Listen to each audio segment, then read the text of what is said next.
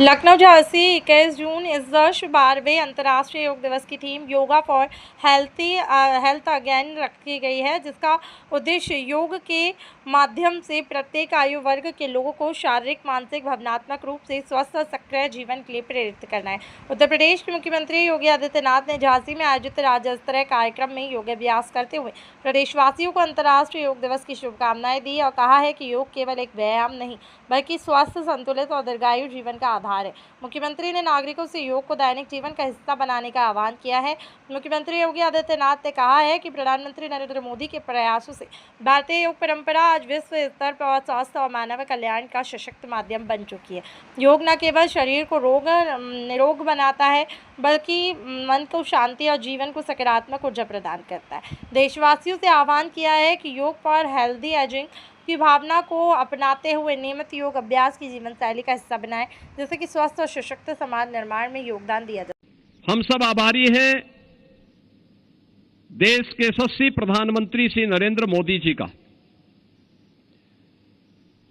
जिन्होंने भारत की परंपरा को, भारत की विरासत को वैश्विक मान्यता देकर के भारत के लोगों को 140 करोड़ भारतवासियों को दुनिया के अंदर गौरव के साथ आगे बढ़ने और उसकी नींव पर एक विकसित भारत की संकल्पना को साकार करने के लिए हम सब के लिए एक विजन प्रस्तुत किया है।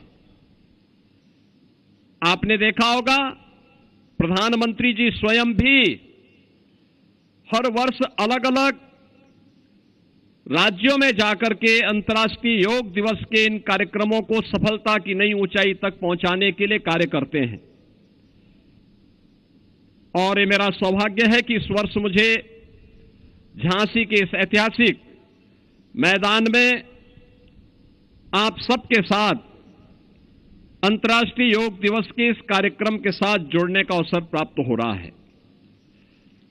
इस वर्ष की जो थीम है योगा फॉर हेल्दी एजिंग, यानी जो हमारा इस वर्ष का थीम है कि स्वस्थ आयु के लिए योग, एक स्वस्थ आयु के लिए योग।